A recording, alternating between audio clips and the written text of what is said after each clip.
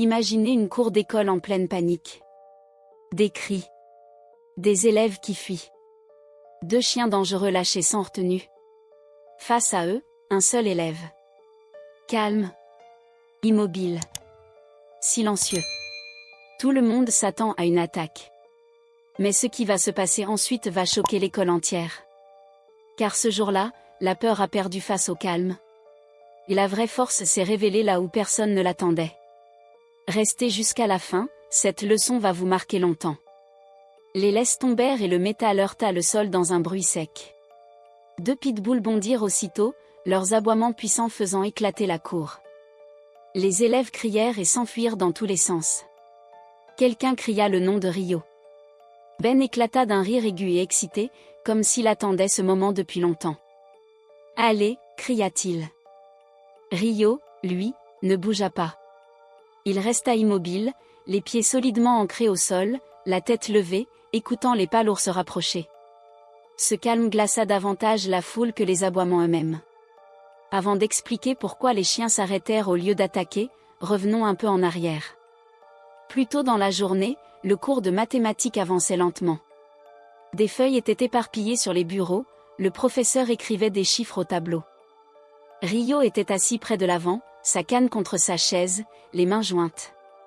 Lorsqu'une question fut posée, il répondit immédiatement, 51. Certains élèves hochèrent la tête. « Il fait toujours ça », murmura quelqu'un. Ben, penché en arrière sur sa chaise, fixa Rio sans détourner le regard. Le professeur vérifia et confirma la bonne réponse. Ben esquissa un sourire ironique. « Ça doit être agréable », lança-t-il. Rio tourna légèrement la tête.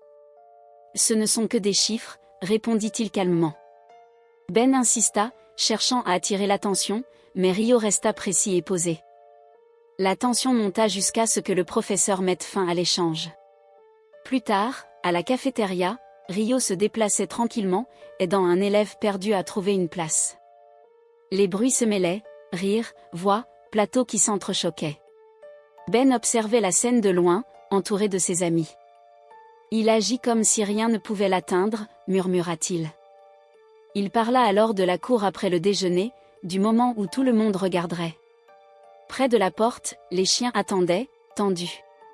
Ben était convaincu que le respect s'imposait par la force.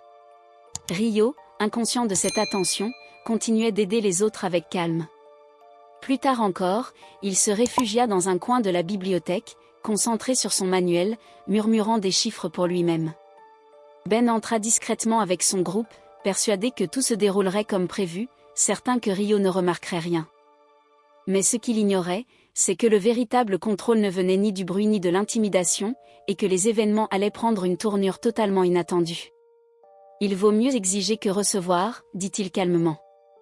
Rio bougea légèrement, ajustant son sac à dos pour plus de confort. « Concentration et patience », murmura-t-il presque pour lui-même, inconscient des regards posés sur lui. Derrière les étagères, Ben observait en silence. « Il ne comprend pas encore », pensa-t-il. « Il comprendra bien assez tôt. » Un ami lui demanda à voix basse s'il pensait que Rio allait réagir. Ben esquissa un sourire sûr de lui, bien sûr qu'il réagirait, il le faisait toujours, mais quand cela arriverait, il serait trop tard. Rio referma lentement son manuel, s'adossa à sa chaise et chuchota, « La préparation fait toute la différence. » Chaque instant de calme ne faisait qu'augmenter l'impatience de Ben, qui imaginait déjà l'expression de Rio au moment décisif. Ce n'était pas une question de valeur, expliqua-t-il à ses amis, mais de contrôle. Tout était une question de timing.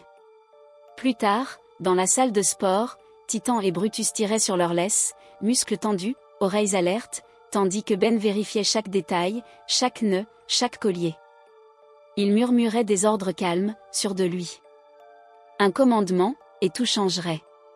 Pour Ben, ce moment dépassait largement l'école, il s'agissait de montrer ce qui arrive quand on va trop loin. Lorsqu'ils arrivèrent dans la cour, l'agitation des élèves remplissait l'espace. Ben repéra Rio. « Maintenant », murmura-t-il. Les chiens bondirent, provoquant des cris et la panique. Rio s'immobilisa un instant, puis leva lentement les mains, calme et maîtrisé.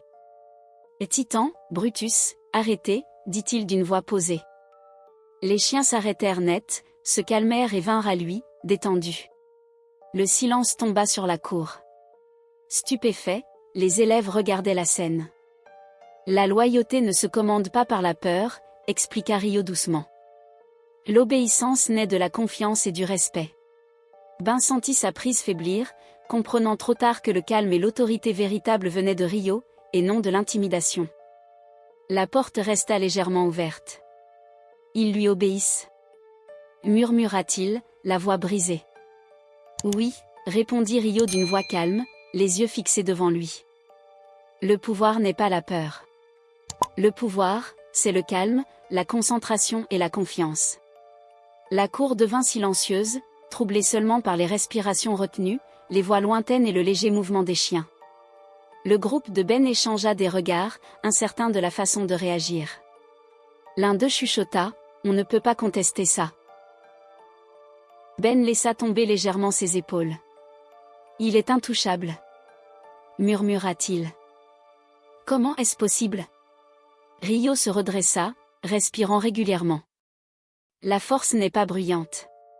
Elle ne menace pas. Elle se démontre par l'action, pas par la colère. Les élèves commencèrent à s'approcher. La curiosité remplaçait la peur, mais un profond respect flottait dans l'air. Ben resta figé, pâle et tremblant, confronté pour la première fois aux conséquences de son arrogance et à une leçon qu'il avait ignorée trop longtemps.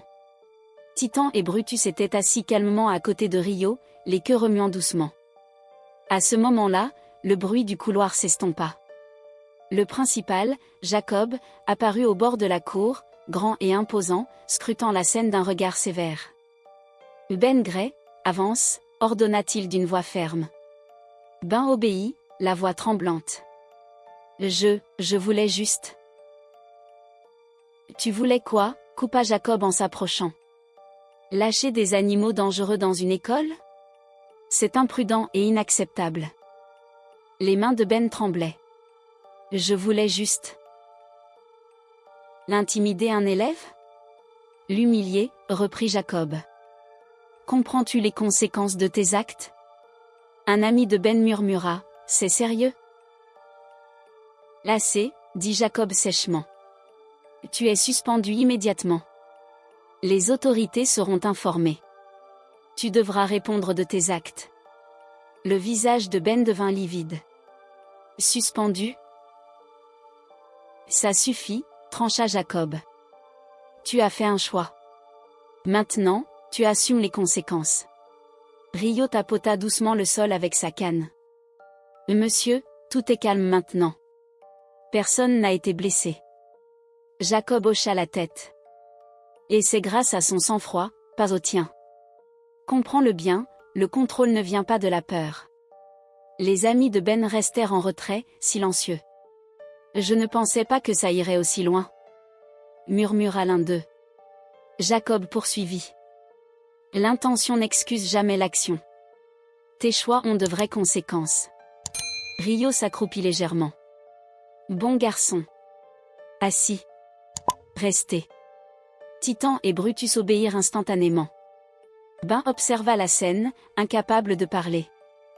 Toute l'assurance qu'il affichait plus tôt s'était évaporée, laissant place à la honte et à l'incrédulité. Que cela te serve de leçon, conclut Jacob. La vraie autorité vient du respect gagné, pas de la peur imposée. Oui, monsieur, répondit Ben d'une voix faible. Rio se redressa, calme comme toujours. Continuons notre chemin. Les élèves se dispersèrent lentement, chuchotant encore, les téléphones abaissés. Ben suivit son groupe vers la sortie, les épaules affaissées, réalisant enfin que l'arrogance peut s'effondrer en un instant et que le respect ne se commande pas, il se mérite. Titan et Brutus marchaient paisiblement aux côtés de Rio. Ils répondent à la confiance, dit-il doucement. La peur ne fait que détruire. Le calme, lui, a du poids. Ben s'arrêta un instant, la voix brisée. Je pensais que la peur suffisait. Elle est temporaire, répondit Rio. Le respect, lui, dure. La cour retrouva peu à peu son agitation habituelle, mais la leçon resta gravée dans tous les esprits. La vraie force se manifeste dans la maîtrise tranquille, jamais dans les menaces. La course vida peu à peu, mais l'écho de ce qui venait de se produire refusait de disparaître. Les élèves parlaient à voix basse, comme s'ils craignaient de briser quelque chose d'invisible. Certains regardaient encore Rio de loin, avec une curiosité mêlée de respect. D'autres évitaient son regard, troublés par la facilité avec laquelle il avait repris le contrôle d'une situation qui aurait pu tourner au drame. Rio marcha lentement vers la sortie, sa canne touchant le sol avec un rythme régulier. Titan et Brutus restaient à ses côtés, parfaitement synchronisés, comme s'ils avaient toujours marché ainsi. Chaque pas semblait calculé, maîtrisé, sans précipitation. Rien dans son attitude ne trahissait l'intensité de ce qui venait de se passer.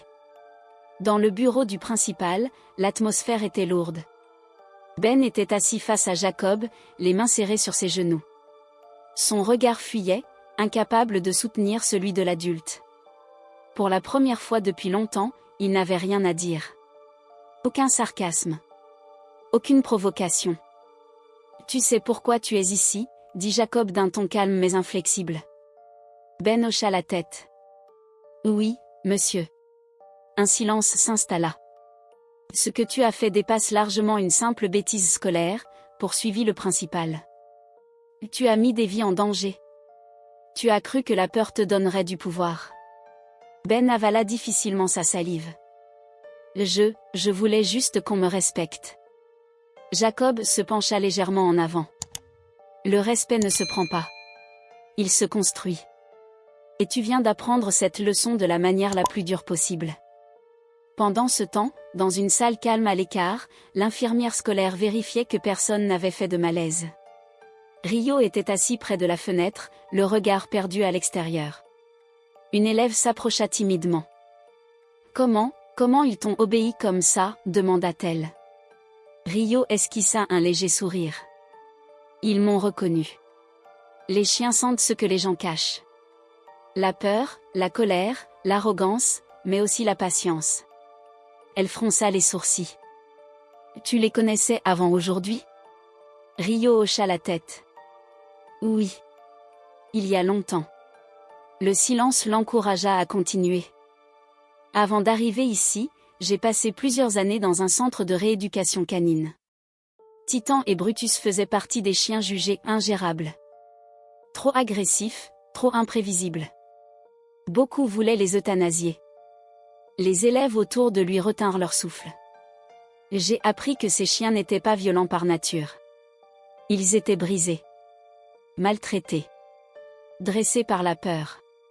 Alors j'ai fait l'inverse. Je leur ai donné du temps. De la structure. Du calme. » Il posa doucement la main sur la tête de Titan. La peur crée des réactions. Le calme crée des choix. Dans les jours qui suivirent, l'école changea subtilement. Ben ne revint pas. La rumeur de sa suspension circulait, accompagnée de récits exagérés, mais tous s'accordaient sur une chose, Rio n'avait pas levé la voix une seule fois. Les professeurs commencèrent à remarquer quelque chose d'étrange. Les élèves turbulents se calmaient plus vite quand Rio était présent. Les conflits semblaient perdre de leur intensité. Sans chercher à s'imposer, il influençait l'atmosphère.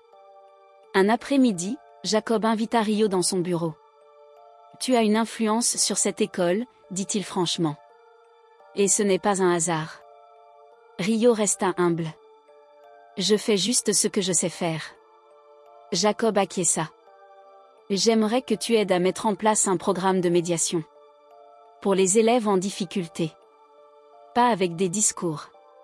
Avec ton approche. » Rio réfléchit un instant. Si ça peut éviter que quelqu'un cherche le contrôle par la peur, alors oui. À l'extérieur, Ben, assis seul sur un banc en attendant ses parents, repassait la scène encore et encore. Les chiens. Le silence. L'obéissance sans cri. Il serra les poings. Pour la première fois, il comprenait. La peur ne lui avait jamais donné le contrôle. Elle n'avait fait que masquer son vide. Des semaines plus tard, Ben écrivit une lettre. Elle était courte, maladroite, mais sincère. Une excuse. Pas pour se justifier. Juste pour reconnaître. Rio la lut sans expression particulière, puis la plia soigneusement. « C'est un début, murmura-t-il.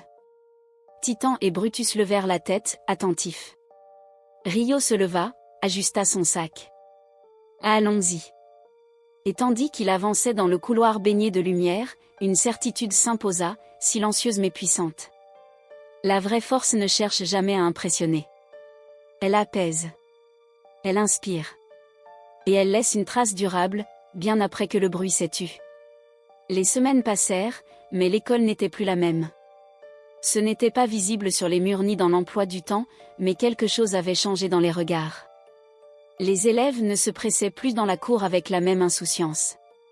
Ils avaient vu ce qui arrive quand la peur rencontre le calme et perd. Rio, lui, continuait sa routine.